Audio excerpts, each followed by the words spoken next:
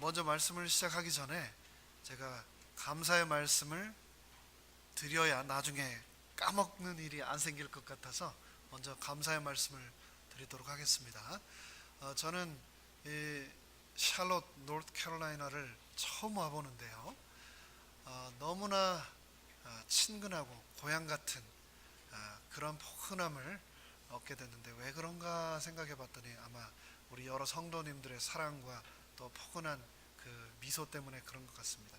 근데 특별히 감사드릴 것은 부족한 제가 이곳에서 귀한 하나님의 말씀을 나눌 수 있도록 초대하여 주신 우리 박진영 목사님과 우리 샬롯교회 모든 직원 성도 여러분들의 은혜라고 생각을 합니다. 초대해 주셔서 진심으로 감사드립니다. 그리고 또 저는 평생 하는 것 중에 하나가 뭐냐면 이 다이어트인데요. 샬롯에 와서 또 아주 다이어트를 왕창 실패하고 갑니다. 지난 짧은 이틀 3일이었는데 그동안 얼마나 맛있게 맛뿐만이 아니고 사랑을 먹여주셨는지 제가 떠나고 나도 잊지 못할 것 같습니다. 우리 특별히 우리 박정수 장로님, 김춘자 집사님 너무나 사랑으로 준비하신 그 식사 제가 잊지 못하고 기억 오래오래 할 것 같습니다. 그리고 우리 연장로님이 해주신 김치찜은 어쩜 그렇게 저희 어머니가 해주시던 김치찜하고 맛이 똑같은지 모르겠어요. 감사합니다. 잊지 않겠습니다. 오늘 사경의 세 번째 시간 동행이라고 하는 제목으로 함께 말씀을 쭉 나눠왔는데요. 오늘은 하나님을 자랑하라 라고 하는 제목의 말씀을 함께 나누며 이 시간 성령님을 함께 초대하도록 하겠습니다. 말씀을 시작하기 전에 오늘 또 저를 처음 뵙는 분들이 계실 테니까 간단하게 제 소개를 하겠습니다. 아이가 셋 있습니다. 첫 아이는 제가 한국에서 목회할 때 낳은 아이인데요. 지금 10학년 다니고 있고, 둘째 아이는 2학년입니다. 미시간에서 공부할 때 낳았고요. 셋째 아이는 킨더가튼을 다니고 있는데 제가 켄터키에서 목회할 때 낳았습니다. 그래서 어디 이사 가면 꼭 하나씩 이렇게 아이를 낳았는데 캘리포니아 가서는 도저히 더 이상 안 될 것 같아서 멈췄습니다. 하나님께서 큰 축복을 주셔서 늘 감사하고 살고 있습니다. 제가 섬기고 있는 세리토스 교회입니다. 캘리포니아 남쪽 남가주 LA 카운티와 오렌지 카운티 접경 지역에 있는 작고 아담한 교회입니다. 하나님께서 축복하셔서 이 교회를 지난 2016년 12월부터 지금까지 감사하면서 섬기고 있습니다. 다 함께 이제 말씀을 시작하면서 시편 34편 2절의 말씀을 다 함께 한번 목소리를 맞춰서 읽어보도록 하겠습니다. 시작. 내 영혼이 여호와로 자랑하리니 곤고한 자가 이를 듣고 기뻐하리로다. 아멘. 내 영혼이 여호와를 자랑하리니 곤고한 자, 마음에 근심과 두려움이 있는 자들이 내가 하는 여호와의 자랑을 듣고 마음속에 기쁨이 샘솟으리라 라고 하는 말씀입니다. 여기 이 샬롯 교회에도 우리 어르신들이 조금 계시네요. 근데 제가 섬기고 있는 샬롯 교회, 세리토스 교회는 아주 많이 계십니다. 이민을 그 먼 옛날에 오셔서 이민 삶을 평생 그곳에서 지낸 분들이 많이 계신데 그곳이 여러 어르신들이 살기에 참 좋아서도 그런 것 같습니다만 제가 그분들을 항상 섬기면서 발견한 공통점이 하나 있습니다. 여기 사진에도 보면 할머니들이 시골 읍내 장터 같아요. 3, 4, 5 이렇게 앉아 계시는데 여러분 여기도 그러신지 모르겠습니다. 우리 할머니들이 모이시면 항상 하는 게 있죠. 뭡니까? 자식 자랑. 왜?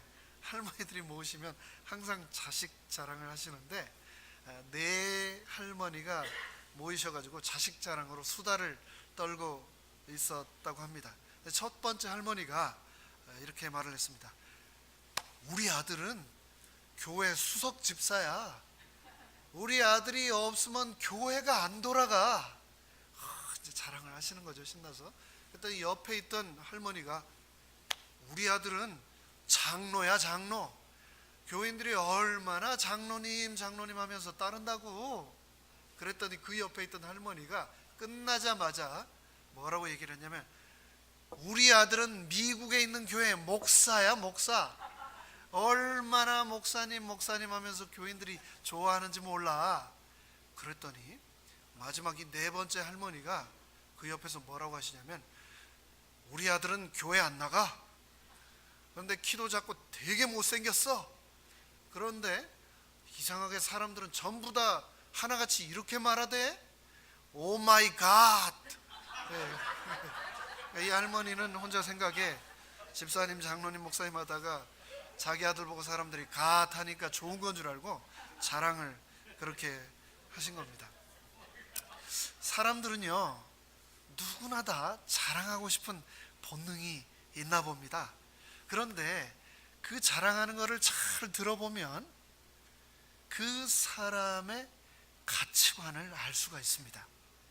말하지 않아도 뭘 자랑하는가를 들어보면 그 가치관을 알 수 있게 됩니다. 왜냐하면 가장 중요하다 생각하는 것을 말하고 사람은 누구나 자랑하게 돼 있거든요. 돈이 나는 정말 중요해 하는 사람은요 말 안 해도 자랑하는 것 잘 들어보면 돈 자랑을 하게 돼 있습니다. 또 어떤 사람은 돈 말고 자식 자랑을 그렇게 또 열심히 하는 분이 있습니다. 그분은 한평생 자식을 위해 산 분이고 또 자식이 인생에서 가장 소중한 분이라는 것을 말 안 해도 우리가 그 자랑을 들어보면 알 수 있죠. 또 어떤 사람은요 지식을 그렇게 자랑합니다. 내가 어디에서 공부를 했고 어떤 책을 읽었고 쭉 얘기를 하는데 자랑을 하는데 그만큼 그분은 또 지식이 그분 인생에서 너무나 중요한 거죠. 그렇게 우리는 미모를 자랑하고 권력을 자랑하고 어떤 사람은 건강을 자랑하고 또 어떤 사람은 가문을 자랑하고 우리는 이렇게 자랑을 하면서 사는 존재입니다. 그런데 우리가 성경을 읽다 보면 이 자랑하면 빠지지 않을 그런 사람이 몇 등장을 합니다. 이 하나님 앞에 내놓은 천국 입사 이력서가 가장 화려할 것 같은 사람이 여러분 누구라고 생각하십니까? 모세? 아니면 다윗? 베드로도 굉장히 화려하죠. 수석, 제자 이렇게요. 그런데 저는 생각하기에 아마도 가장 자랑할 것이 많고 이력이 화려할 것 같은 사람이 아마 사도 바울이 아닌가 그런 생각이 들었습니다. 빌립보서 3장 5절과 6절에 보면 그 힌트가 조금 나오는데요. 빌립보서를 한번 보도록 하겠습니다. 내가 8일 만에 할례를 받고 이스라엘의 족속이요 베냐민 지파요 히브리인 중에 히브리인이요 율법으로는 바리새인이요 열심으로는 교회를 핍박하고 율법의 의로는 내가 흠이 없는 자로다 라고 하면서 바울이 지금 자랑을 하고 있습니다. 근데 이 내용을 한번 간단하게 살펴보겠습니다. 내가 8일 만에 할례를 받았다. 이것은 무슨 얘기냐? 태어나면서부터 나는 아브라함의 자손으로 태어났다라는 얘기입니다. 이방인들이 개종을 하면 성인이 다 되어서 할례를 받지만 아브라함의 자손 히브리인으로 태어나면 태어난 지 8일 만에 할례를 받거든요. 그렇기 때문에 바울이 자랑을 하는 겁니다. 나는 순수 모태 유대인이야 라고 자랑을 하고 있는 겁니다. 그러면서 나는 또 베냐민 지파야 라고 자랑을 하고 있습니다. 베냐민은 야곱이 사랑했던 여러 부인 중 가장 사랑했던 라헬의 막내 아들입니다. 이 아이를 낳다가 죽었죠. 그런데 이 베냐민 지파는 이스라엘 12지파 중에서 굉장히 특별한 지파입니다. 이스라엘의 첫 번째 왕 사울이 베냐민 지파였습니다. 그런데 바울이 나도 베냐민 지파야. 그래서 이름도 똑같잖아요. 사울 왕. 바울이 바울 되기 이전의 이름이 사울입니다. 이스라엘이 전쟁을 할 때 11지파가 베냐민 지파가 움직이지 않으면, 최앞에 전방에 서지 않으면 전쟁을 나가지 않았다고 합니다. 그만큼 이 베냐민 지파 사람들이 굉장히 용맹한 사람이었다라고 성경은 여러 곳에서 기록을 하고 있습니다. 아시리아의 이민 정책에 의해서 북방 이스라엘 10지파가 혼혈이 되었음에도 불구하고 끝까지 목숨 걸고 민족의 순수성을 지켰던 지파가 바로 이 베냐민 지파입니다. 바벨론 포로로 끌려갔을 때도 신앙에 앞장섰고, 귀환할 때도 한 명도 남지 않고 다 돌아와서 성전 건축을 위해 목숨 바쳤던 사람, 그들이 바로 베냐민 지파입니다. 에스더와 모르드게도 다 베냐민 지파입니다. 그런데 이 베냐민 지파 히브리인 중에 두 종류의 히브리인이 있는데, 히브리파 유대인이 있고 헬라파 유대인이 당시에 있었습니다. 그런데 바울은 뭐라고 얘기하냐면, 나는 히브리인 중에 히브리인이다. 이 말은 무슨 말인가? 나는 히브리파 히브리인이다, 유대인이다 라고 말을 하고 있습니다. 히브리파 유대인은요, 히브리어, 예수님이 사용하던 아람어를 사용했습니다. 그리고 헬라파 유대인은 헬라어를 사용했습니다. 히브리파 유대인들은 팔레스타인 출신 정통 유대인이고요, 헬라파 유대인은 디아스포라, 전 세계에 흩어져 있는 유대인들이 바로 헬라파 유대인이었습니다. 헬라파 유대인들은 헬라, 즉 이방 문화에 금방 동화되어 버렸는데, 히브리파 유대인들은 자신만의 정통성과 순수성을 끝까지 생명처럼 유지해 나갔고, 또 그것을 아주 자랑스럽게 여겼습니다. 그러면서 나는 율법으로는 또 바리새인이다 라고 자랑을 하고 있습니다. 잘 아시는 대로 바리새인이라고 하는 뜻은 분리된 자들이라는 의미를 가지고 있는데, 당시 이 바리새파 사람들은 유대교가 헬라화 되어가는 것을 반대하고 율법 해석과 함께 엄격한 율법 준수를 생명같이 여겼던 사람들을 중심으로 일어난 학파입니다. 그 바리새인 중에서도 바울은 최고의 스승인 가말리엘 아래서 사사를 받은 그런 사람입니다. 이 바리새인들은 철저하게 율법대로 살았을 뿐만 아니라 그것을 위해 목숨을 걸었는데, 그 뒤에 이어서 바울은 자신이 열심으로는 교회를 핍박하기까지 했던 사람이다 라고 얘기를 하고 있습니다. 무슨 말인가? BC 168년 시리아가 유대 말살 정책을 폈습니다. 마치 일본이 한국을 지배하고 있을 때 민족성을 없애기 위해 언어와 여러 문화를 탄압하고 사용하지 못하게 했던 것처럼, 그런 말살 정책을 썼을 때 그 시리아에 대항하여 투쟁하던 투사들이 결성한 당이 바로 열성당이었습니다. 하나님의 영광과 이스라엘의 순수성을 지키기 위해서는 목숨 거는 것을 아까워하지 않았고, 더 나아가 폭력을 사용하는 것조차 전혀 거리끼지 않았던 사람이 바로 이 열성당원들이었는데, 바울이 바로 그 열성당원이었다라고 자랑을 하고 있습니다. 하나님의 율법을 부정하고 하나님의 영광을 가린다 생각하면은 수단과 방법을 가리지 않고 잡아 죽이는 일까지 마다하지 않던 사람들, 그 열성당원 중에 한 명이 바로 바울이라고 스스로 말하고 자랑하고 있습니다. 제가 이게 조금 서툴러서 시간이 좀 걸립니다. 그런데 그랬던 바울이, 그렇게 자랑할 것 많았던 바울이 갑자기 바뀌었습니다. 갑자기 뭐라고 하냐면 내가 자랑할 게 하나도 없다라고 갑자기 바뀐 겁니다. 갈라디아 6장 14절에 내게는 우리 주 예수 그리스도의 십자가 외에는 결코 자랑할 것이 없나니 라고 얘기를 하고 있습니다.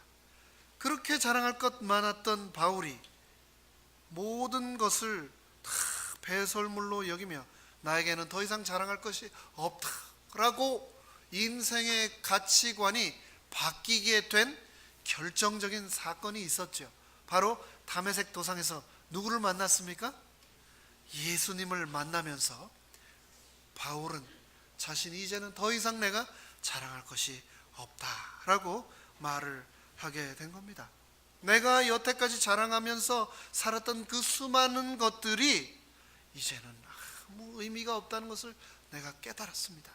예수 그리스도를 위해서 사는 것만이 정말 가치 있는 것임을 이제 내가 깨달았습니다 라고 하면서 바울은 고린도전서 2장 2절에 다음과 같이 말합니다. 형제들아, 내가 이제는 예수 그리스도와 그의 십자가에 못 박히신 것 외에는 내가 아무것도 알지 아니하기로 작정하였습니다. 예수님과 그의 십자가 외에는 그 무엇도 아무 의미가 그에게는 없어진 겁니다. 그런데 성경에 보면 이 사도 바울만큼이나 이력서가 화려했던, 자랑할 것이 많았던 또 다른 한 인물이 요한복음에 등장을 하는데, 그는 바울처럼 종교적으로 바리새인이었습니다. 신분상으로는 유대인의 관원이었습니다. 선생님이었습니다. 사회적으로는 서기관 출신이었습니다. 종교 지도자였습니다. 바리새인이요, 우리가 흔히 말하기를, 흉보기를 아우 저 바리새인 하는데, 그 바리새인이 참 되기가 쉽지가 않습니다. 모세오경을 통째로 다 외워야 했습니다. 그리고 성문화된 그들의 율법서인 미시나를, 또 그 미시나의 주석서인 토라를, 탈무드를 다 열심히 공부해야만 했습니다. 일주일에 2번씩 금식을 해야 됐습니다. 하루에 3번씩 목욕을 해야 했습니다. 그리고 바리새인이 될 때 증인 3명 앞에서 평생을 하나님의 율법대로 살겠다고 맹세를 해야 했습니다. 한평생 존경받는 그 위치에 오르기 위해 젊은 날에 육신의 욕망을 부인하고 자기와 부단한 투쟁을 했던 사람, 그 사람들이 바로 바리새인인데, 그 사람이, 또 다른 한 명의 바리새인이 요한복음 3장에 등장하는데, 그의 이름이 바로 니고데모입니다. 니고데모. 그런데 이 니고데모는, 바리새인 이 니고데모는 열심히 예언을 연구하면 할수록 예수님이 성경에 예언된 메시아라고 하는 확신이 가슴속에 밀려왔습니다. 그런데 자기처럼 사회적 지위가 있는 사람이 아직까지 무명인 예수를 만난다는 것이, 누군가 사람들이 그 광경을 본다는 것이 부끄러워서 캄캄한 밤에 예수님을 찾아갔습니다. 그렇게 찾아갔던 예수님과의 짧은 대화가 바로 요한복음 3장에 기록되어 있습니다. 그리고 그 이후 예수님의 공생애 내내 3년 반 동안 단 한 번도 공개적으로 사람들 앞에서 자신은 예수님을 따르는 사람이라고 니고데모는 드러내지 않았습니다. 왜요? 예수님을 따른다고 말하기가 부끄러웠기 때문에, 자랑하지 못했기 때문입니다. 제가 어제 목사님께서 안내를 해주셔서 빌리그레함 라이브러리를 다녀왔습니다. 빌리그레함 라이브러리를 다녀왔는데, 거기 안에 사진 중에 하나가 보니까 그 옛날 한국 여의도에서 한국 사람 110만 명이 모여있는 가운데 빌리그레엄 목사님이 설교하는 그 장면을 사진으로 찍어 놓은 것을 제가 보고 왔습니다. 그런데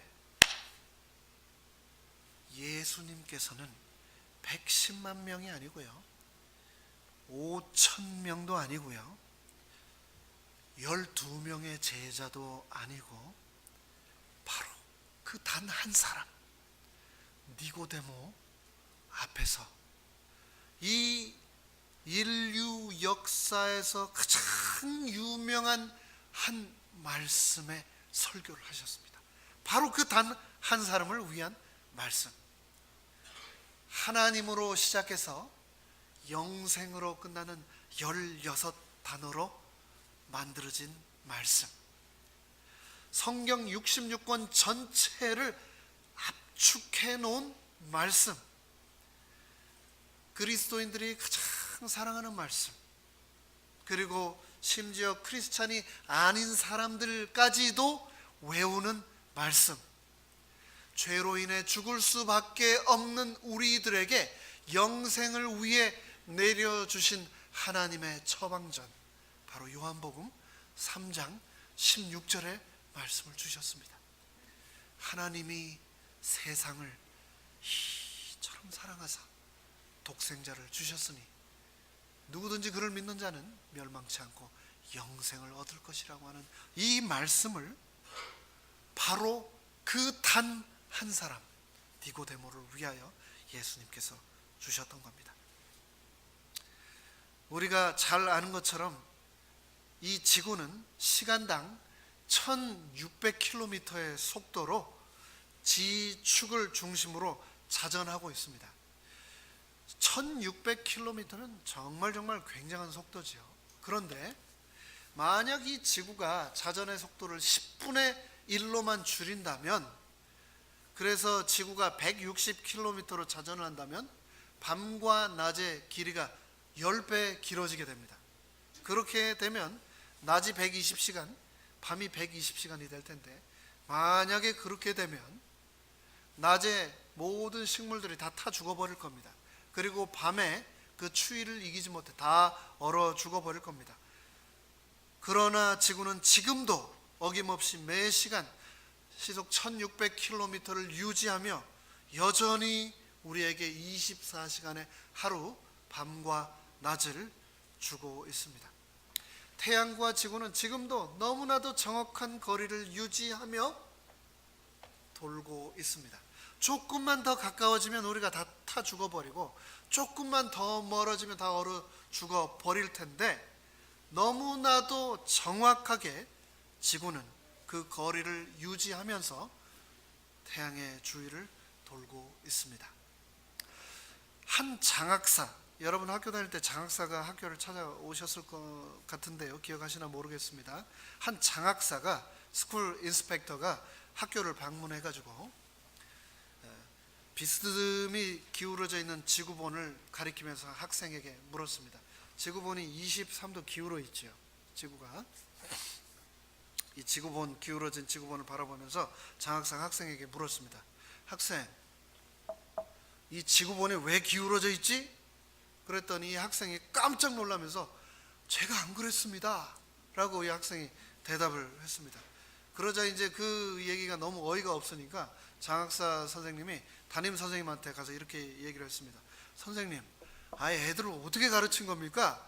지금 물어봤더니 이 학생이 지구가 왜 비스듬히 기울어져 있느냐고 물었더니 자기가 안 그랬다고 그러네요. 선생님, 도대체 어떻게 된 겁니까? 그러자 담임 선생님이, 장학사 선생님, 걔는요 굉장히 착한 애입니다. 지가 안 했다고 하면 안 한 거 맞습니다.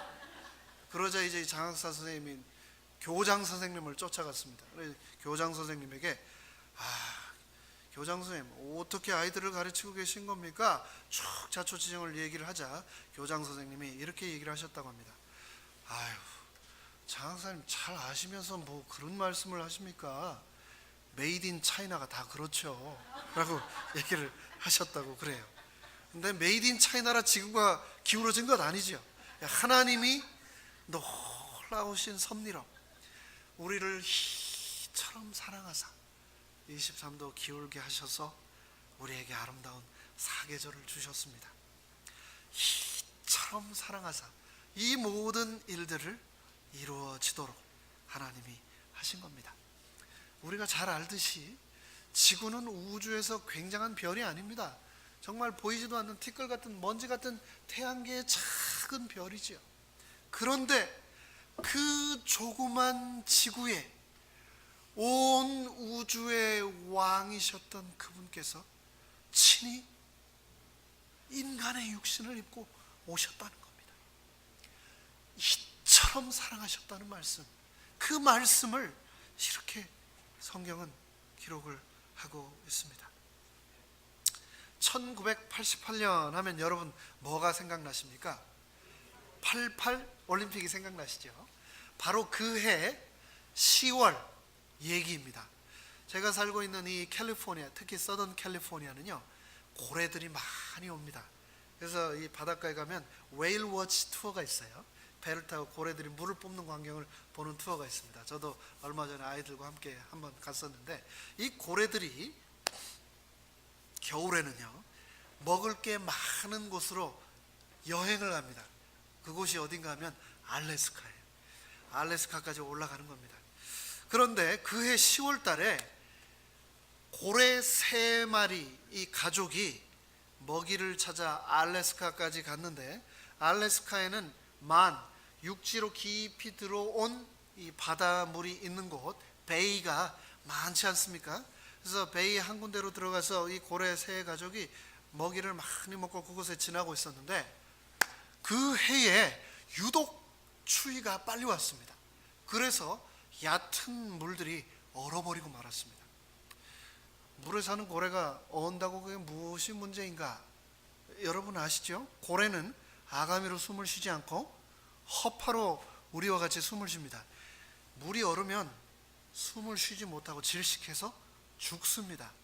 그런데 얼음이 얼어버린 겁니다. 큰일 났죠. 알래스카 원주민들이 우연히 그 광경을 찾은 겁니다. 얼어붙어 버린 그 베이에 얼음을 깨고 숨을 쉬기 위해서 필사적으로 몸부림치는 이 고래가족, 봤더니 머리하고 콧등이 얼음을 얼마나 들이받았는지 피 범벅이 되어 있는 겁니다. 이 고래 가족을 어떻게 해야 될까?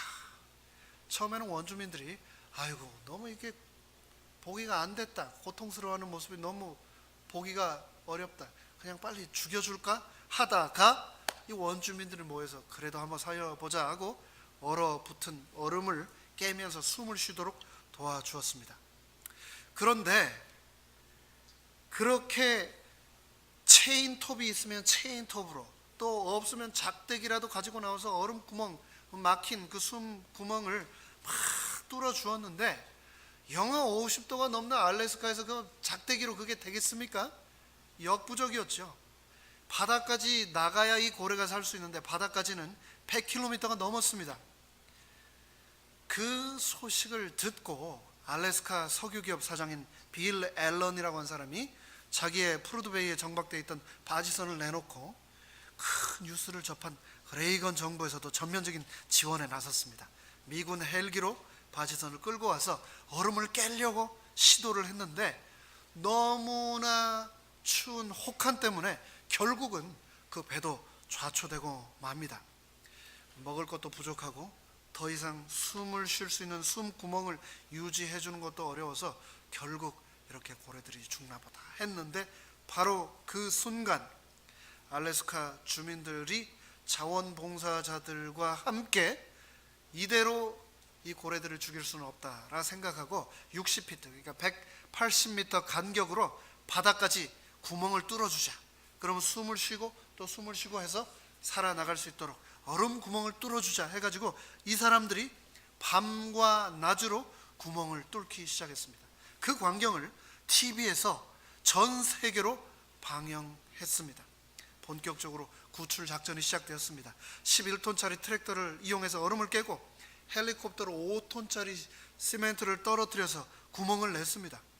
그렇게 해서 180m마다 구멍을 하나씩 뚫어서 100km 끝까지 갔는데 바다와 맞닿는 그 베이의 마지막 지점을 보았더니 수면부터 바다까지 통째로 얼음이 얼어서 거기서 더 이상 가지 못하고 죽게 된 겁니다. 그런데 그때 아주 작은 기적이 일어났습니다. 러시아에서 20톤짜리 쇠빙선 2대를 보내서 그 얼어붙은 바다를 통째로 깨뜨려서 고래들이 바다로 나가는 길을 열어주었습니다. 냉전시대 서로 총뿌리를 겨누고 있던 원수들마저도 이 고래를 살리기 위해서 함께했던 겁니다. 그래서 정말 드라마 같았던 이 3주 동안 100km나 되는 얼음길을 뚫고 1988년 10월 28일 이 고래들이 드디어 추크치의 넓은 바다로 나갈 수 있게 되었습니다. 여러분 한번 생각을 해보십시오. 이 고래들이 물속에 그 추위에서 떨고 있었던 이 고래들이 물 밖에 영하 50도가 넘는 추위에서 100만 달러가 넘는 수많은 돈과 셀 수 없는 인원이 투입되어 자기들을 살리려고 애쓰고 있다는 걸 알았을까? 며칠만 늦으면 자기네들이 얼음 속에 갇혀 죽는다는 것을 알고 있었을까? 자기들을 위해서 그렇게 많은 사람들이 수고했다는 것을 알았을까? 그런 퀘스천이 들었습니다. 하지만 어찌되었건 이 고래들은 길을 뚫어 놓으니까 그 길을 따라서 먼 태평양 바다로 나가 자유롭게 되었습니다.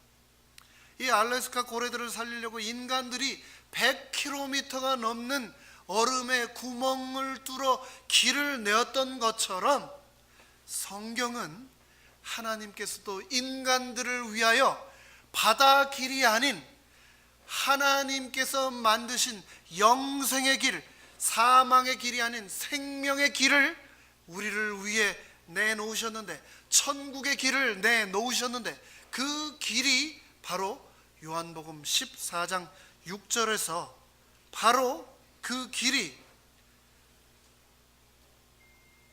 읽겠습니다. 예수께서 가라사대 내가 바로 그 길이요 진리요 생명이다 라고 말씀하고 계신 겁니다.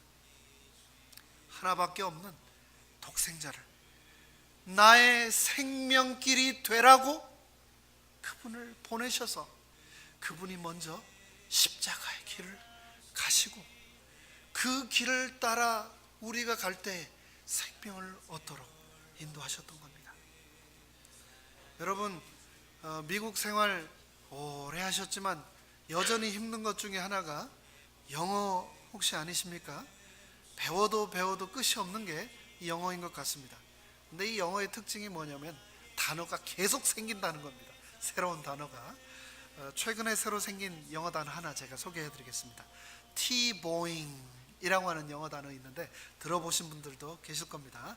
이게 한국말로 설명을 간단하게 하자면은 주위의 상황이 어떠하든지 간에 무릎을 꿇고 전능자에게 기도를 드리는 것, 그것을 이 T-Boing이라고 한다고 합니다. 그런데 이 T-Boing이라고 하는 말은 티보우라고 하는 사람의 이름에서 유래를 했습니다.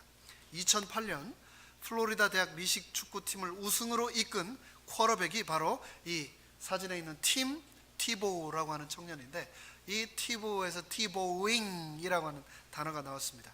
근데 이 선수가 시합 때마다 눈부심을 막기 위해 눈 아래 붙이는 이 아이 패치에 성경 구절을 매번 적어가지고 나왔습니다. 2010년 이 티보우는 프로팀인 덴버 브론코스에 입단을 합니다. 근데 이 프로에서는 룰이 문구 삽입을 처음부터 아예 금지를 해놓았습니다.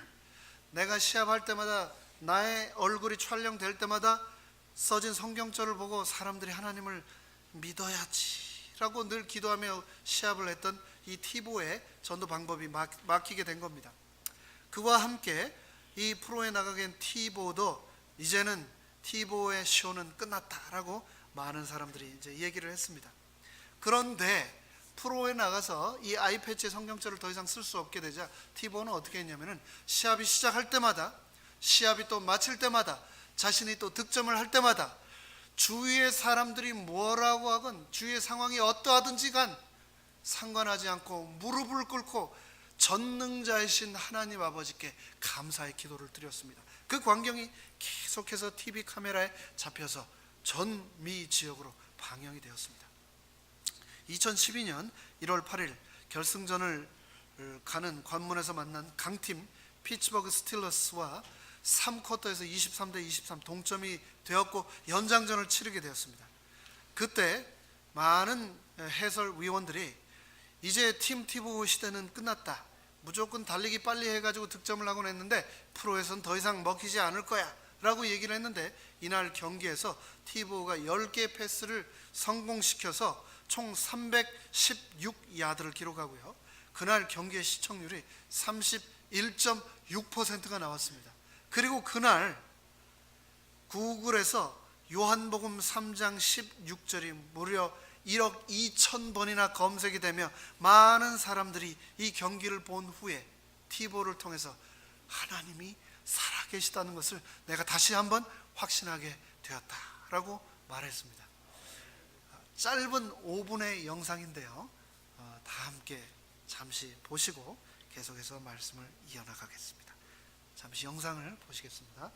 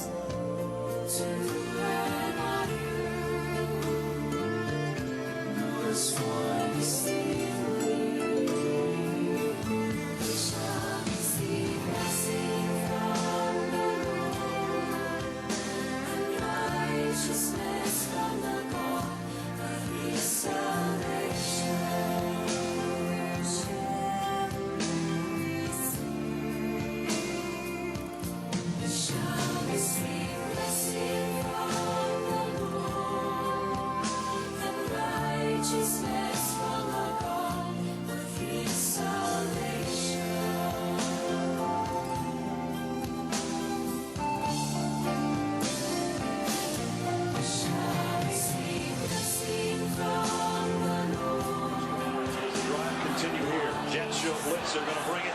Tebow trying to run around the corner. Tebow's got first down and more. He might score. Touchdown!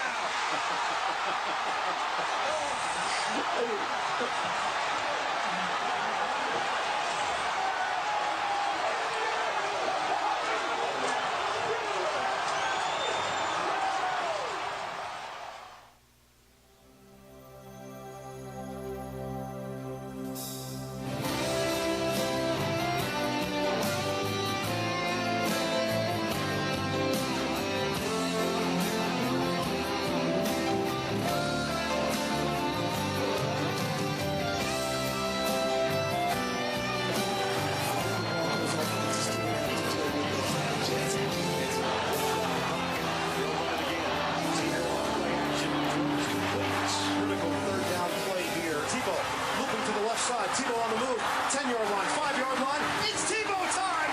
Touchdown! He's playing winning football. Let's give the man credit. Tebow has done it again! Tebow throws, touchdown Broncos! Tebow with a strike to put Denver right back in it. Tebow, deep ball, brought in by Decker. Kick on the way, and it is over in San Diego. Shotgun tackle is down. About that play from Tebow. Touchdown! 세상을 살아가서 숨 잠이 주셨으니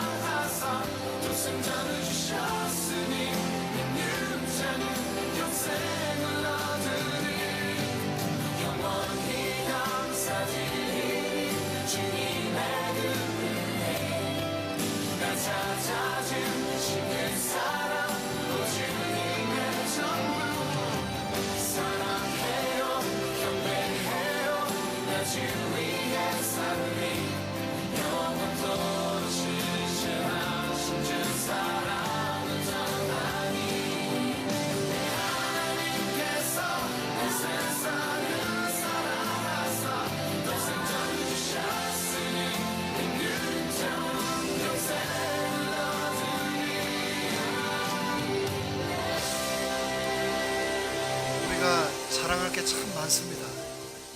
하지만 그 많은 자랑 가운데서 내가 복음을 깨닫고 하나님의 아들과 딸이 된 것을 가장 자랑하시는 여러분 되시기를 간절히 바랍니다. 이 특별히 세상 수많은 크리스찬 가운데서 마지막 시대를 위한 특별한 새 천사의 복음을 가진 재림 신자가 된 것 자랑하시게 되기를 간절히 바랍니다. 그리고 여러분들이 섬기고 계신 이 교회, 죄악 세상에 하나님께서 세우신 요새, 구원하기로 작정한 백성들을 위한 하나님의 도피성, 그리고 세상의 모든 고통의 마침표가 되는 이 샬롯 교회를 정말 사랑하시고 자랑하시게 되기를 바랍니다. 여러분들의 그 자랑이 하나님께 영광이 되고 수많은 사람들에게 구원이 되기를 간절히 바라면서 말씀을 마치겠습니다.